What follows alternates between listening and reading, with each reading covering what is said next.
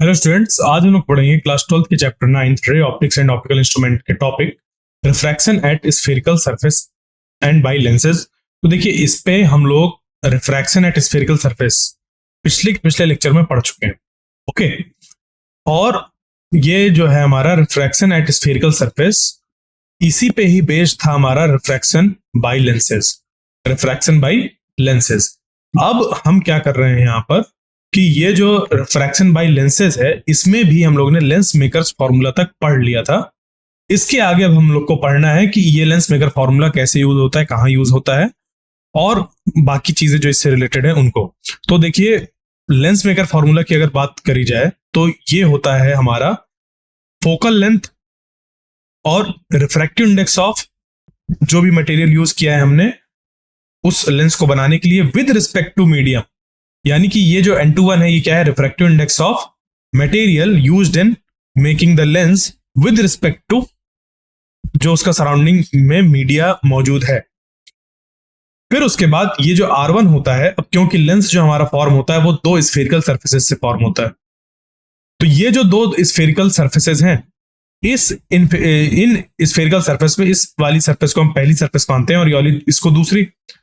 तो ये जो हमारे पास स्फेरिकल सरफेस हैं, इन स्फेरिकल सरफेस का, क्योंकि ये एक हमारा एक स्फेरिकल सरफेस है, तो इनके पास एक रेडियस ऑफ कर्वेचर भी मौजूद होगा। ओके, तो रेडियस ऑफ कर्वेचर की अगर बात करें इस सरफेस के लिए, जो पहली वाली सरफेस है इसके लिए, तो इसकी रेडियस ऑफ कर्वेचर अगर हम एक प्रिंसिपल एक्सिस बनाए तो रेडियस ऑफ कर्वेचर इस डायरेक्शन पर होती है, ऐसे यहां C1। ओके, फिर ये जो दूसरी सरफेस होती है, इस दूसरी सरफेस के लिए जो यहां पर होता है वो होता है इस जगह पर ये C2।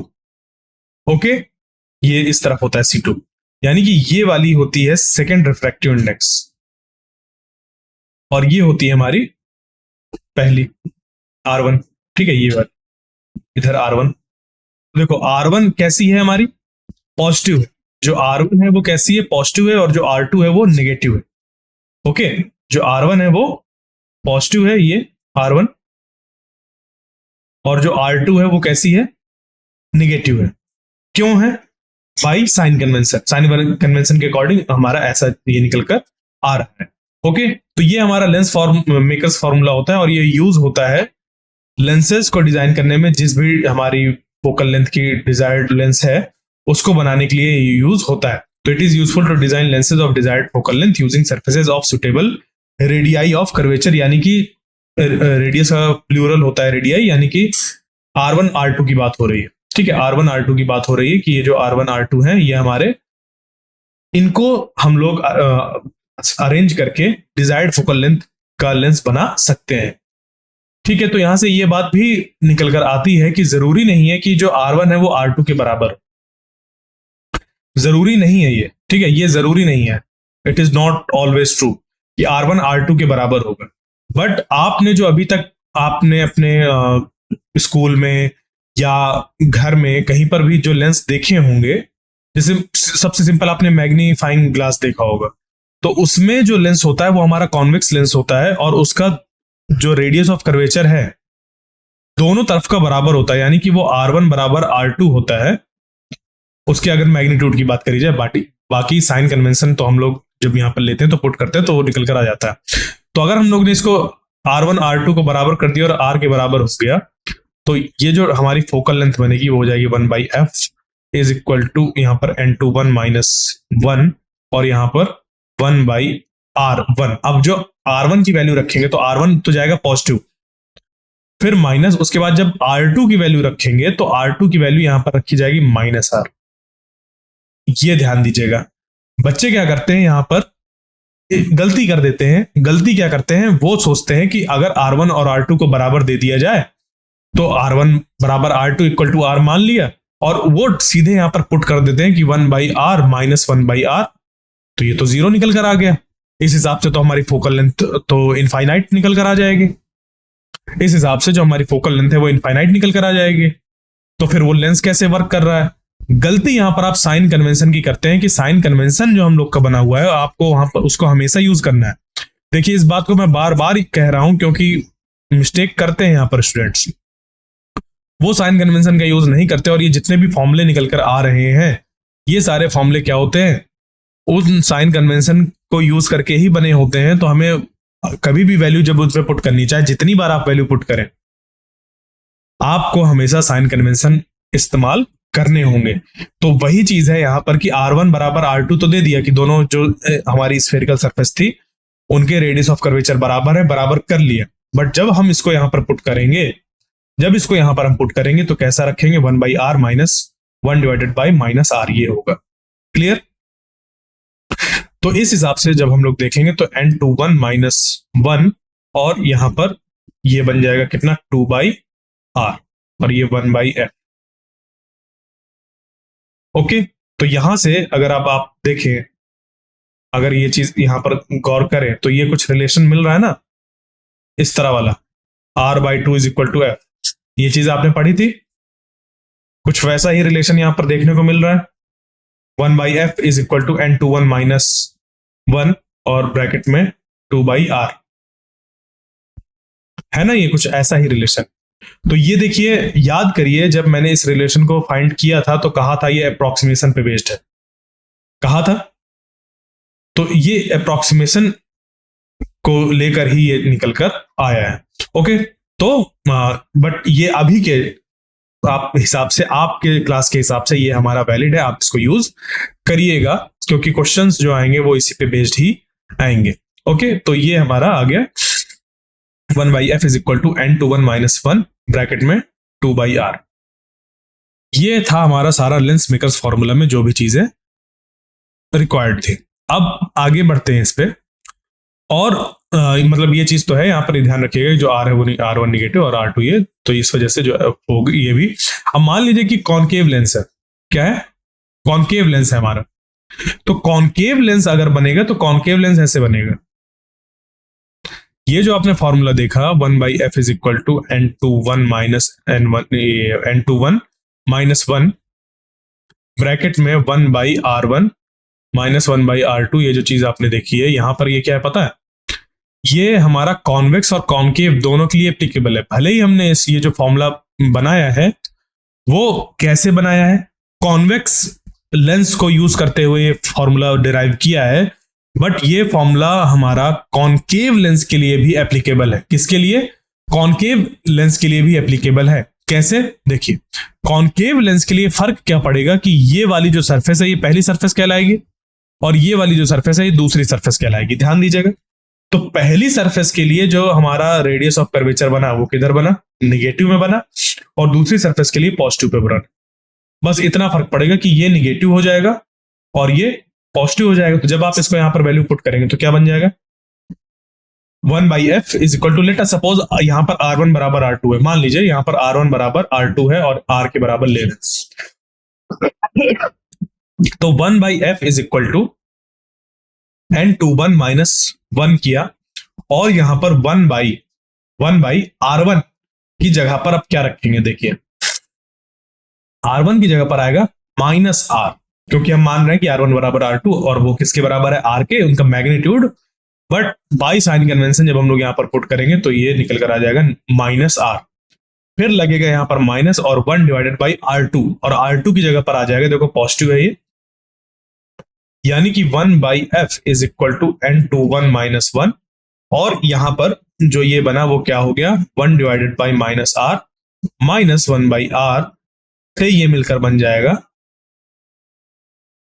माइनस 2/r, ये फॉर्म हो जाएगा। ओके, तो जब ये हमारा ये चीज फॉर्म हो गई, अब देखिए यहां से 1/f is equal to n21 minus 1, और ये हो गया माइनस 2/r। तो क्या मिल रहा है हमें यहां, minus n21 minus 1 2/r 1/f, यानी फोकल लेंथ की जो वैल्यू निकल कर आएगी अगर ये पूरा पॉजिटिव हुआ, ठीक है, यानी n21 अगर हमारी वैल्यू 1 से ग्रेटर है, यानी कि इस मटेरियल का रिफ्रैक्टिव इंडेक्स जो है अगर वो ग्रेटर देन n1 हुआ, तो हमारा ये कैसा बिहेव करेगा, एक डाइवर्जिंग लेंस की तरह बिहेव करेगा। ये क्या कर रहा है, जो भी रेज इस पे फॉल होंगी वो उनको डाइवर्ज करेगा, ऐसा लगेगा कि किसी फोकस से जो रेज हैं वो फैल रही है। ओके, तो 1/f is equal to minus 1 by f is equal to minus n21 minus 1 into 2 by R into 2 by R, ये यहां पर फॉर्म हो जाएगा। ओके, क्लियर, आगे बात समझ पे। तो इस तरीके से ये हमारा फॉर्म हो जाता है। अब चलते हैं आगे, इस पे निकालते हैं क्या, मिरर इक्वेशन। किसको निकालते हैं, मिरर, सॉरी लेंस इक्वेशन या लेंस फॉर्मूला। ठीक है, क्या बोलते हैं, लेंस फॉर्मूला। याद करिए आपने मिरर इक्वेशन निकाली होगी। मिरर इक्वेशन थी हमारी कुछ ऐसी, 1 by V plus 1 by U is equal to 1 by F. याद आया? जबकि जो हमारा ये लेंस फॉर्मूला होता है वो होता है 1 by V minus 1 by U is equal to 1 by F. तो ये कैसे निकल कर आएगा, देखिए इसके लिए हम लोग क्या करेंगे, जो हमारे पास ये एक्सप्रेशन निकल कर आया था, ठीक है, जो हमारा ये एक्सप्रेशन निकल कर आया था, जहां पर कि हम लोग ने जैसे ये पुट किया था ना, n1 by O B plus n2 by n1 by O B और n1 बाई ओ बी और प्लस n1 बाई यहां पर D I is equal to बनना था n2 माइनस n1, ठीक है, ब्रैकेट में 1 by B C one plus 1 by D C two, ये बना था, हाँ है ना। तो ये जो ओबी है, अगर हम ओबी को ध्यान दें, याद करें कि ओबी क्या था, तो ओबी जो था वो था यहां बी से लेकर ओ, यानी कि ऑब्जेक्ट से लेकर ऑप्टिकल सेंटर, हम इस डिस्टेंस को मान रहे थे क्योंकि थिन लेंस की बात हो रही थी, तो इसके बीच की डिस्टेंस यू थी, और जो डी आई था वो इमेज जो फाइनल बन रही थी, और ये जो इधर का पॉइंट था टी, उसके बीच की डिस्टेंस थी, जिसको कि हम लोग वी ले रहे हैं विद थिन लेंस अप्रोक्सीमेशन, यानी कि ये जो बी है और ये जो डी है वो एक ही जगह पर लाई कर रहा है, ये बस माना जा रहा है, जिसकी वजह से अब यहां पर क्या होगा, देखिए ओबी की जगह पर जब हम लोग पुट करेंगे, ओबी की जगह पर, तो ओबी, ये ओबी था, ओबी की जगह पर क्या आ जाएगा, माइनस यू, तो n1 by minus you plus D से आई के बीच में, ये डी है, डी से आई के बीच में हो जाएगा प्लस का v is equal to n2 minus n1 bracket में 1 divided by B C one. तो ये तो हमारा बी सी वन ये है, ये पॉइंट बी, और ये यानी कि रेडियस ऑफ कर्वेचर जब पुट करते हैं तो ये +1 आ जाता है, यहां पर -r2 आ जाता है, बाकी चीजें तो हमारी सेम है। ठीक है, यहां तक हमने किया। अब इसको, इस इक्वेशन को, ठीक है, इस इक्वेशन को अगर हम आगे बढ़ाएं तो ये क्या बन जाएगी, 1 by V minus 1 by U, और जो n1 है वो इधर डिवाइड में चला जाएगा, तो ये बन जाएगा n21 माइनस 1, बाकी तो आपने देखा ही था, तो ये 1 by r1 minus 1 by r2। यहां से यहां तक कैसे है, n1 कॉमन लिया, डिवाइड पे ले गए, तो बना ये n2 minus n1 by n1, n2 minus n1 by n1, जिसके बाद ये बन गया n2 by n1 minus n1 by n1, यानी कि ये बन गया 1, और n2 बाई n1 होता है हमारा n21, यानी कि refractive index of medium second with respect to 1, ये बन गया, ये पुट कर दिया हमने, और ये बन गया। अब देखिए लेंस मेकर्स फॉर्मूला और ये जो हमारा सब्स्टिट्यूशन है, इसको अगर हम इक्वेट करते हैं, लेंस मेकर फॉर्मूला क्या है हमारा, लेंस मेकर्स फॉर्मूला होता है 1 by F is equal to n21 minus 1 bracket में 1 by r1 minus 1 by r2। बस यहां से जब हम इन दोनों को क्या करेंगे, कंपेयर करेंगे, तो ये निकल कर आ जाएगा कि 1 बाई वी जो था, 1 by V minus 1 by U, ये बराबर था 1 बाई एफ स्क्वायर, निकल कर आ रहा है 1 बाई एफ, और इधर 1 by V minus 1 by U, तो ये बराबर निकल कर आ गया। क्लियर, आगे बात समझ में। तो ये 1 by V minus 1 by U minus 1 by U, ये निकल कर आ गया। ओके, क्लियर, यहां तक समझ पे आ गई बात। तो इस तरीके से हम लोग ने क्या किया, जो लेंस मेकर्स फॉर्मूला था उससे हम लोग ने लेंस फॉर्मूले को भी ऑब्टेन कर लिया, और ये लेंस फॉर्मूला किसके किसके बीच में रिलेशन बताना है। मान लीजिए कोई एक लेंस है हमारा, अब चाहे लेंस वो कॉन्वेक्स हो चाहे कॉन्केव हो, कॉन्वेक्स और कॉन्केव लेंस के मतलब जो भी हम लोग रिजल्ट्स कॉन्वेक्स लेंस पे फाइंड कर रहे हैं वो सारे एप्लीकेबल हैं कॉन्केव लेंस पर भी। फर्क बस पड़ता है साइन कन्वेंशन का, यानी कि जो भी साइन कन्वेंशन है हमारा उसी का ही इस्तेमाल करना होता है, बाकी सारी चीजें निकल कर आती हैं सही। क्योंकि साइन कन्वेंशन बने ही इसलिए थे, साइन कन्वेंशन बने ही इसलिए थे ताकि हर एक चीज के लिए अलग अलग फॉर्मूला ना बने। जैसे कि अगर मान लीजिए ये हमारा लेंस फॉर्मूला बना है, सिर्फ एक फॉर्मूला बना है लेंस फॉर्मूला, ये हमारा यूज हो जाता है convex lens, concave lens, object कहीं भी रखा हो, इमेज कहीं फॉर्म हो रही हो, फोकल लेंथ कैसा भी हो, सबके लिए एप्लीकेबल है। वरना अगर ये हमारा साइन कन्वेंशन नहीं हम लोग ने बनाया होता और ये पूरी जो इक्वेशंस है वो बेस्ड नहीं होती हमारी किस पे, क्या कहते हैं, ये साइन कन्वेंशन पर बेस्ड नहीं होती, यानी कि कोऑर्डिनेट सिस्टम पर बेस्ड नहीं होती अगर ये इक्वेशन, तो कॉन्वेक्स लेंस के लिए इक्वेशन अलग निकल कर आती, कॉनकेव लेंस के लिए इक्वेशन अलग निकल कर आती, ऑब्जेक्ट राइट में रखा होता तो अलग होती। यानी कि पहले तो कॉनकेव और कॉन्वेक्स इनके लिए दो अलग इक्वेशन बनती, उसके बाद इसके लिए भी दो अलग इक्वेशन बनती depending on the position of object, और इसके लिए भी दो बनते अलग। यानी कि चार फॉर्मूले बनते सिर्फ इसकी जगह पर।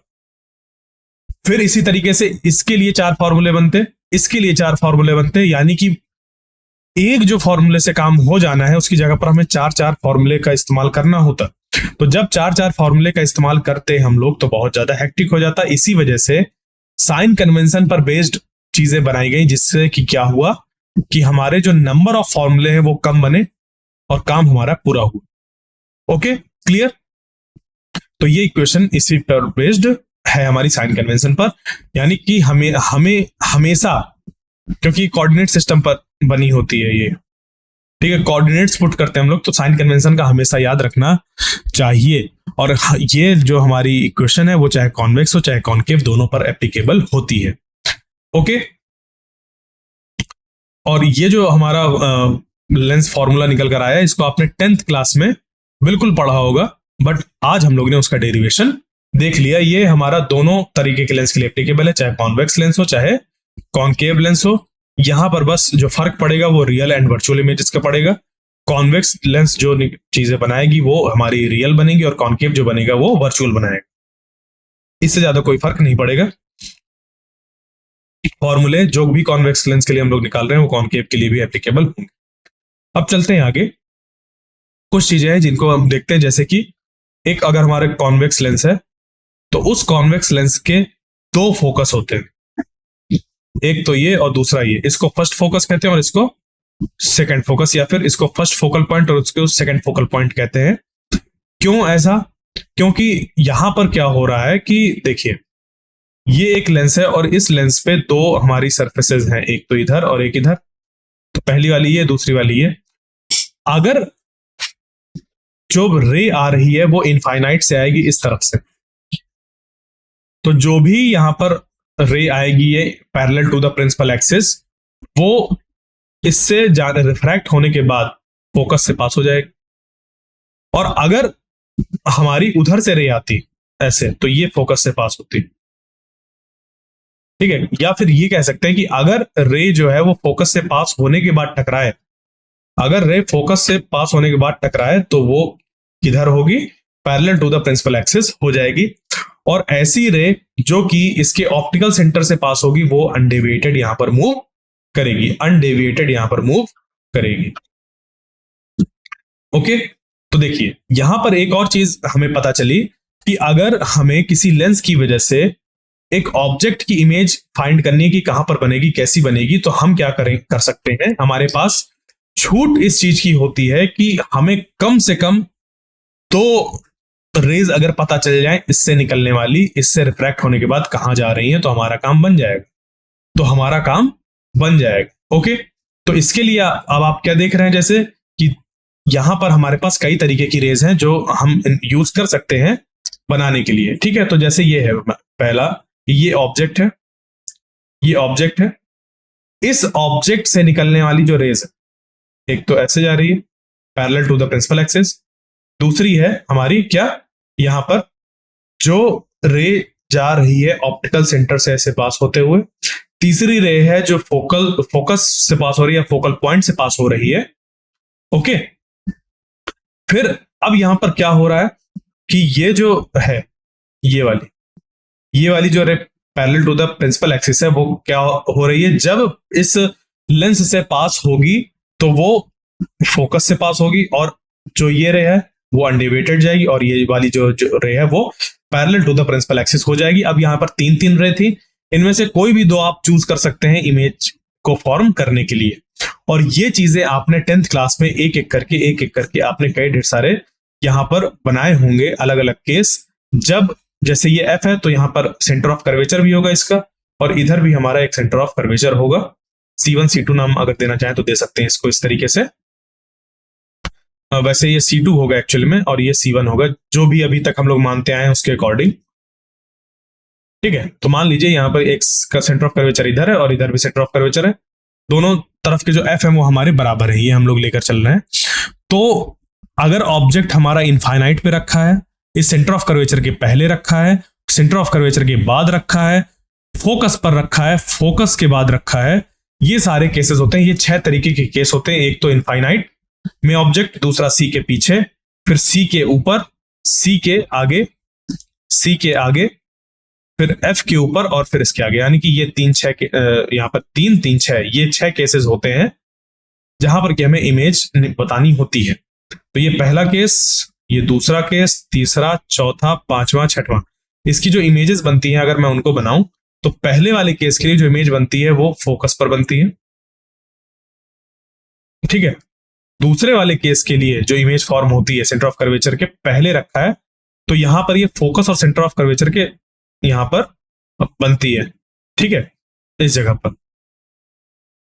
ओके, उसके बाद अब यहां पर जैसे अगर हम लोग देखें सेंटर ऑफ कर्वेचर एक्चुअली यहां पर नहीं होगा, ये सेंटर ऑफ कर्वेचर ये यहां कहीं पर होगा, इस वजह से ये इधर बना हुआ है। ठीक है, तो सेंटर ऑफ कर्वेचर के इस तरफ रखी हुई है, दूसरा केस है हमारा। ठीक है, ये दूसरा केस है, सेंटर ऑफ कर्वेचर के ऊपर तीसरा हो जाएगा। तो ये सेंटर ऑफ कर्वेचर के कहां रखी हुई है, ये हमारी अगर पीछे रखी हुई तो ये सेंटर ऑफ कर्वेचर के अंदर बनेगा। उसके बाद सेंटर ऑफ कर्वेचर और फोकस के बीच में जब होगी तो सेंटर ऑफ कर्वेचर के बाद इमेज बनेगी। उसके बाद जब सेंटर ऑफ कर्वेचर पर ही रखी होगी तो सेंटर ऑफ कर्वेचर पर ही बनेगी, और फोकस पर रखी होगी तो इनफाइनाइट पर बन जाएगी। और जब फोकस और इसके बीच में इमेज ऑब्जेक्ट रखा होगा, ठीक है, जब ऑब्जेक्ट कहां पर रखा होगा, इसके बीच में रखा होगा, तो क्या होगा, मतलब फोकस और ऑप्टिकल सेंटर के बीच में जब ऑब्जेक्ट रखा होगा तो रे क्या होंगी, यहां से एक पैरेलल रे हम बनाएंगे, एक पैरेलल रे लेंगे ऐसे जो कि फोकस से पास होकर जाएगी, फिर एक बनाएंगे ऑप्टिकल सेंटर से पास होते हुए। तो ये दोनों ऐसे देखो फैल रही हैं, ये दोनों ऐसे फैलती हैं आगे जाकर, मीट नहीं करती हैं। तो ऐसा लगता है इनको देखने में कि ये कहीं यहां से निकलकर आई होंगी। तो हमें एक वर्चुअल एंड इरेक्ट इमेज मिलती है, मैग्नीफाइड इमेज। तो 5 केस में जो इसके होते हैं वो हमें रियल और इन्वर्टेड इमेज बनती है, और छठा केस जो होता है जिसमें कि फोकल पॉइंट और ऑप्टिकल सेंटर के बीच में ऑब्जेक्ट रखा होता है, तो उस केस में हमें यहां पर वर्चुअल और इरेक्ट इमेज मिलती है।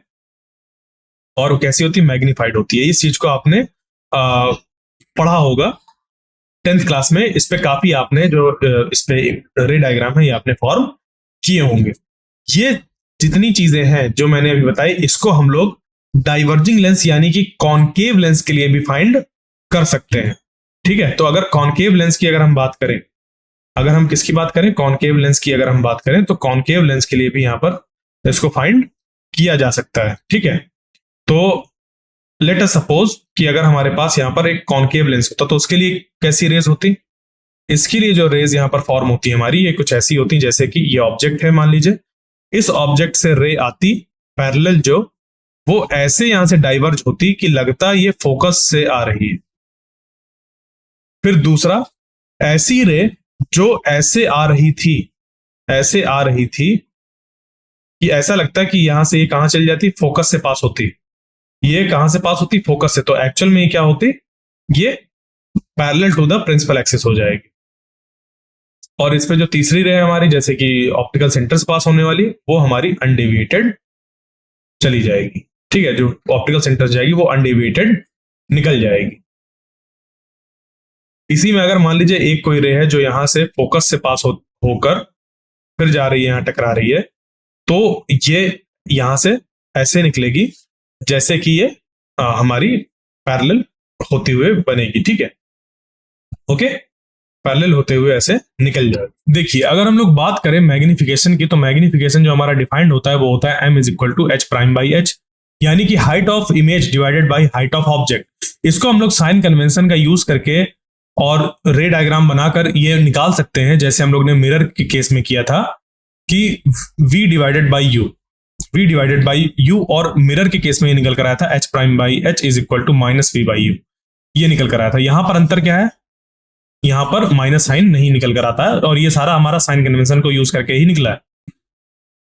ओके, तो यहां से हमारे पास ये बात निकल कर आती है कि अगर मैग्निफिकेशन हमारा कैसा हुआ, पॉजिटिव हुआ। कैसा हुआ, पॉजिटिव। अगर m हमारा पॉजिटिव हुआ तो जो इमेज बनती है वो कैसी होती है, इरेक्ट होती है, या फिर कह लीजिए वर्चुअल होती है। ओके, और अगर हमारी मैग्निफिकेशन निगेटिव निकल कर आता है, क्या निकल कर आता है, निगेटिव, तो जो इमेज फॉर्म होती है वो रियल एंड इन्वर्टेड होती है। ठीक है, क्लियर। अब चलते हैं एक एग्जांपल को यहां पर हम सॉल्व करते हैं और इस टॉपिक को यहीं पर फिर एंड कर देंगे। तो ये हमारा एग्जांपल है, देखिए क्या है कि a magician during a show makes a glass lens with n is equal to this. यहां पर एक ग्लास लेंस बनाया एक मैजिशियन ने, जिसकी रिफ्रैक्टिव इंडेक्स दी हुई है 1.47। Disappear in a trough of liquid, एक लिक्विड था जो कि किसी ट्रफ में भरा हुआ था। उसने उस ग्लास को जब इस ट्रफ में, जहां पर कि लिक्विड भरा हुआ था, इस लिक्विड भरे हुए में एक जब ग्लास को अंदर डाला तो ये डिसअपीयर हो गया। ये क्या हो गया, ग्लास डिसअपीयर हो गया। तो what is the refractive index of the liquid, तो इस लिक्विड का रिफ्रैक्टिव इंडेक्स क्या होगा। Could the liquid be water, ये हमें बताना है क्या ये जो लिक्विड है वो वाटर होगा। देखिए ध्यान दीजिए, यहां पर इस एग्जाम्पल को मैंने अपने पिछले लेक्चर में एज अ एग्जाम्पल तो नहीं, बट इस तरीके की चीज को आपको एक्सप्लेन किया था। ये एग्जाम्पल लेकर नहीं किया था, बट इस तरीके की एक चीज को एक्सप्लेन किया था आपको कि देखिए अगर हम लेंस मेकर्स फॉर्मूले को देखें तो ये होता है n2 बाई n1 माइनस 1, और फिर यहां पर होता है 1 by r1 minus 1 by r2। अब इसमें गौर करिए कि ये जो हमारा ग्लास है, ये कहीं पर देखो होता है ट्रांसपेरेंट, बट फिर भी हमें समझ पे आता है कि कहीं पर ग्लास रखा है। भले ही उसके आर पार हमें चीज दिखती है, बट समझ पे आता है कि वहां पर ग्लास है। होता है कि नहीं होता है, होता है। तो इन्होंने क्या किया, ग्लास लेंस एक लिया है। ठीक है, क्या लिया है, ग्लास लेंस। ठीक है, ग्लास लेंस लिया है। तो ये ग्लास लेंस हमारा मान लीजिए ऐसे है, तो इसका जो है इधर वाला R1 R2 होंगे कुछ। इसका जो मटेरियल है उन्होंने कहा वो उसका रिफ्रैक्टिव इंडेक्स कितना है, 1.47, यानी कि n2 की वैल्यू है 1.47। फिर कहा कि जैसे इस लेंस को यहां पर इसके अंदर डाला गया तो ये डिसअपीयर हो गया। ये क्या हो गया, डिसअपीयर, यानी कि लेंस जो अभी यहां पर रखने पर दिख रहा था कि लेंस है, वो अब यहां पर नहीं दिख रहा है, लेंस है। यानी कि जो भी मटेरियल चारों तरफ था उसका रिफ्रैक्टिव इंडेक्स और इसका रिफ्रैक्टिव इंडेक्स कैसा है, बराबर है। ये बात कहां से निकल कर आई, ये बात ऐसे निकल कर आई कि देखो अगर हमें यहां पर ये दिखाई नहीं दे रहा है, इसका मतलब कि जो भी रे यहां से पास हो रही है उसमें किसी तरीके का डेविएशन नहीं है, और उसमें अगर किसी की तरीके का डेविएशन नहीं है तो जो इसकी जो फोकल लेंथ है वो कितनी है, इनफाइनाइट है। फोकल लेंथ कितनी है, इनफाइनाइट है। तो इस चीज को जब हम यहां पर पुट करेंगे इनफाइनाइट, क्योंकि वहां पर लेंस में किसी तरीके का डेविएशन नहीं हो रहा जब उसको उस लिक्विड में पुट कर रहे हैं, तो यहां पर ये क्या हो जाएगा, 1 डिवाइडेड बाई इनफाइनाइट, यानी कि ये 0 बन जाएगा।